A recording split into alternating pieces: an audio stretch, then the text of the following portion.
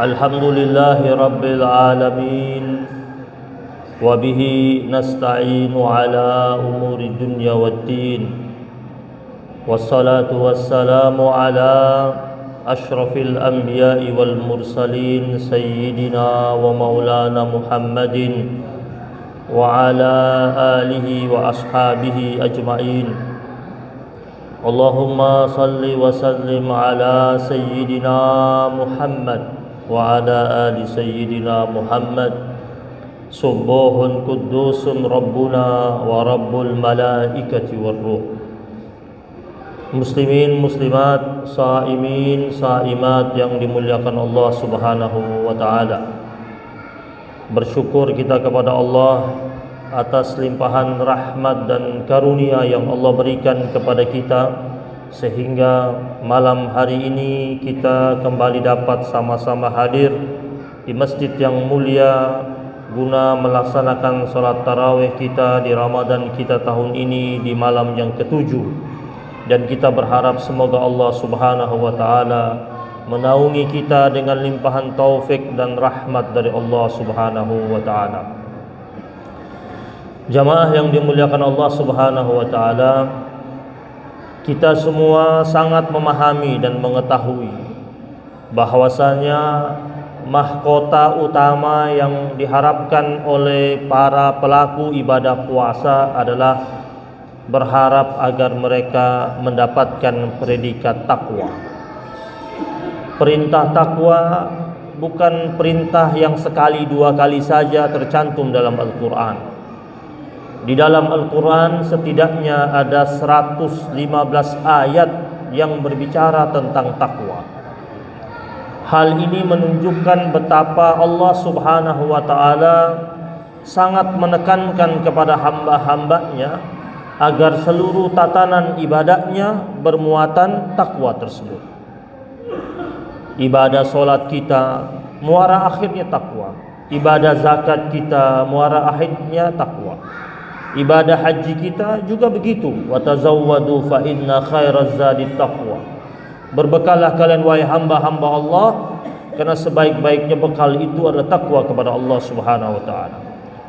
Nah, di dalam Al-Qur'an juga dijelaskan tentang 3 makna besar daripada takwa itu. Yang pertama, takwa itu bermakna takut kepada Allah Subhanahu wa taala. Dan itu Allah Subhanahu wa taala sebut di dalam Al-Qur'an dalam surat Al-Baqarah. Allah menyatakan wa iyaya fattaqun, dan hanya kepada aku Allah kalian pantas untuk takut. Artinya orang yang muttaqin, orang yang dalam dirinya ada rasa ketakutan yang paling besar, paling agung hanya kepada Allah Subhanahu wa taala. Takut dia kalau dia akan melakukan hal-hal yang tidak terpuji. Dia sangat takut jika banyak di antara perintah-perintah Allah tidak dilaksanakannya atau belum dilaksanakannya. Ini makna takwa yang pertama. Dan ketakutan orang-orang yang bertakwa itu adalah ketakutan yang dibungkus dengan cinta yang begitu besar kepada Allah Subhanahu wa taala. Orang yang bertakwa adalah orang yang senantiasa berharap agar apa yang semua dia lakukan mendapatkan keridhaan dari Allah Subhanahu wa taala. Makanya ada sebuah riwayat tentang ridha. Muawiyah suatu hari berkirim surat kepada Aisyah radhiyallahu taala anha. Dalam surat tersebut Muawiyah berkata kepada Aisyah radhiyallahu taala anha, wasiatkanlah aku. Dia minta wasiat dari Aisyah radhiyallahu taala anha dengan wasiat yang tidak panjang-panjang, sedikit tetapi mengandung pesan yang begitu dalam. Lalu Aisyah radhiyallahu taala anha menulis wasiat tersebut. Dan wasiat yang ditulis oleh Aisyah radhiyallahu taala anha itu berbentuk hadis Rasulullah sallallahu alaihi wasallam yang pernah didengar oleh Aisyah radhiyallahu taala anha. Kata Aisyah, aku pernah mendengar Rasulullah sallallahu alaihi wasallam berucap, "Manil tamasa ridallah bisakhatin nas, kafahullah mu'natan nas."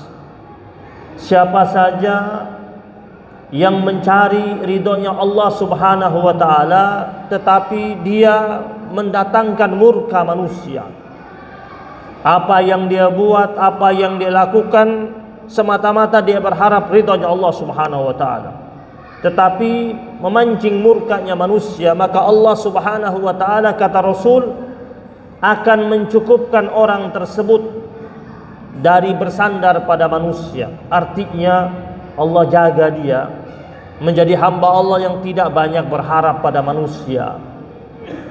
Allah tidak jadikan dia bergantung kuat kepada manusia. Kenapa? Karena apa yang dia lakukan semata-mata berharap ridhonya Allah Subhanahu wa taala.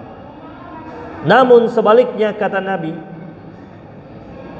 "Wa manil tamasa ridwan nas bisakhatillah." Orang yang berharap ridha manusia tetapi memancing dan mendatangkan murkanya Allah Subhanahu wa taala, wakkalahullahu ilan nas, maka Allah Subhanahu wa taala akan jadikan orang tersebut dalam sepanjang hidupnya terus berharap dan bergantung pada manusia.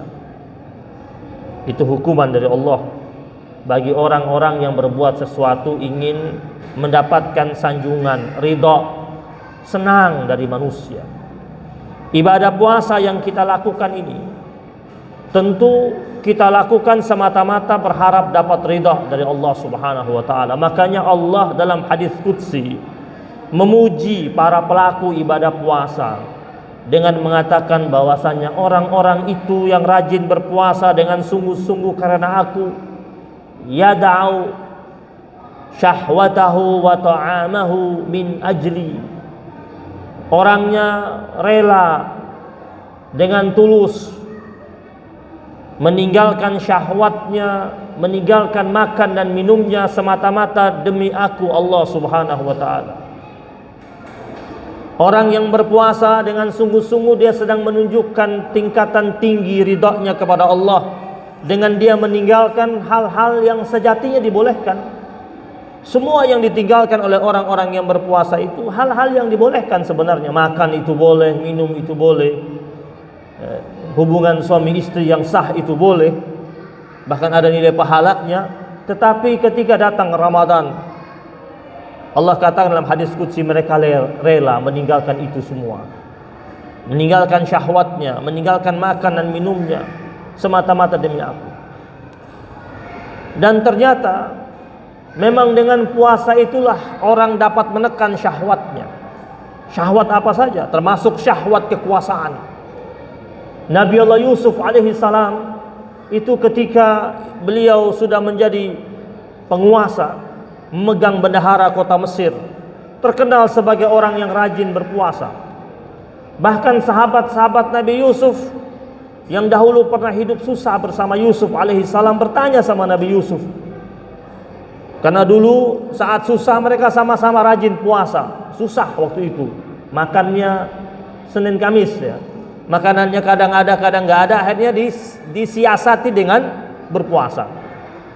Tetapi sahabat-sahabat Nabi Yusuf kaget lihat Nabi Yusuf setelah jadi pejabat penting, hartanya melimpah, makanan-makanan enak ada di sekitarnya. Dia mau pesan makanan apa saja datang.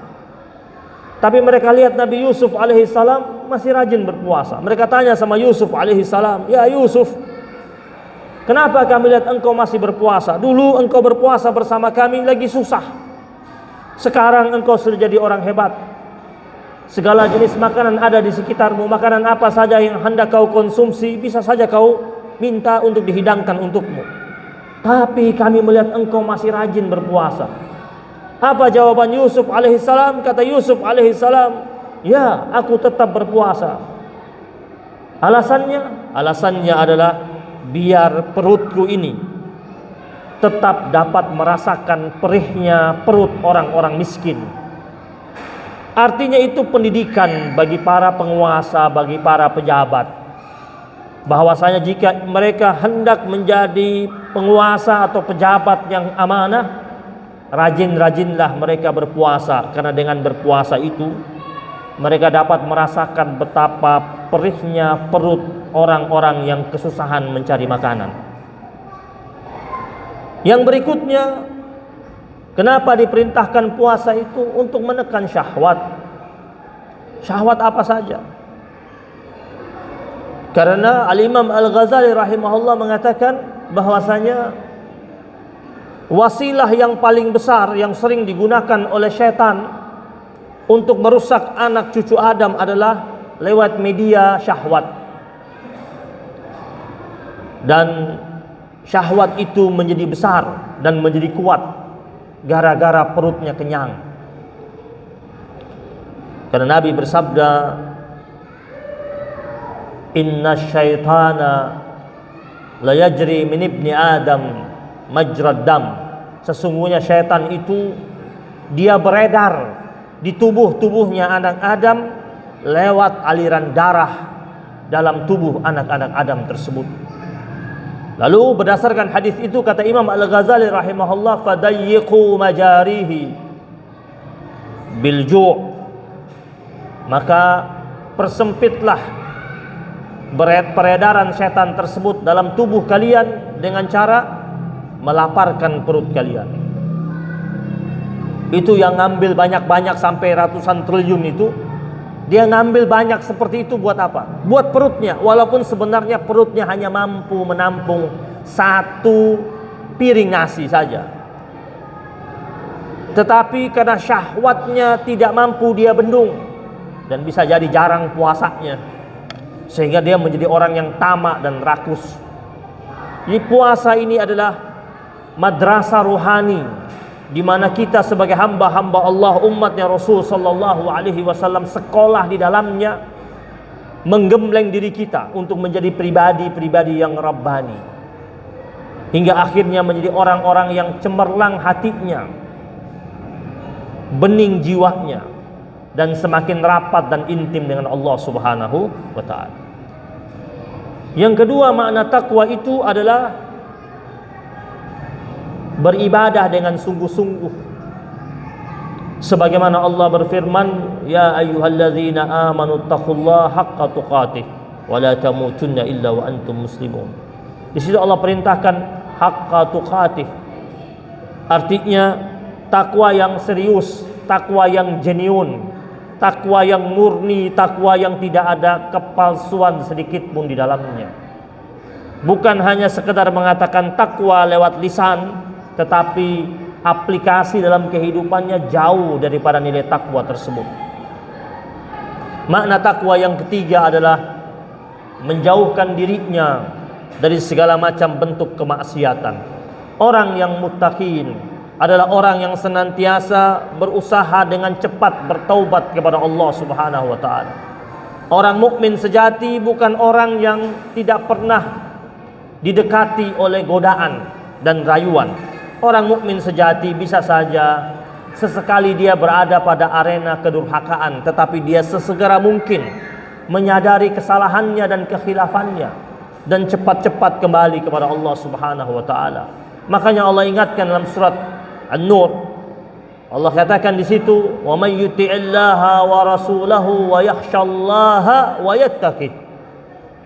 Dan siapa saja dari hamba Allah Subhanahu wa taala yang taat kepada Allah dan Rasulnya dan betul-betul memiliki rasa takut yang paling agung hanya kepada Allah Subhanahu wa taala, wa yattaqihi, kata para ulama, wa yattaqihi di sini dalam surat An-Nur tersebut adalah orang itu berusaha cepat untuk memperbaiki segala macam bentuk dosanya dengan ketaatan.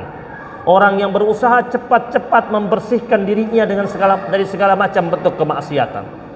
Allah katakan, faulaika humul faizun. Maka orang-orang seperti itu adalah orang-orang yang mendapatkan kemenangan. Kita nanti di penghujung Ramadan, masuk Idul Fitri, kita katakan minal aidina wal faizun. Bisa menjadi orang yang menang, bisa menjadi orang yang aidin, yang kembali kepada nilai fitrah, Kalau betul-betul takwanya sudah sampai. Tetapi jika belum sampai pada titik takwa, maka tidak mungkin dia menjadi hamba Allah yang aidin, yang kembali kepada nilai fitrahnya.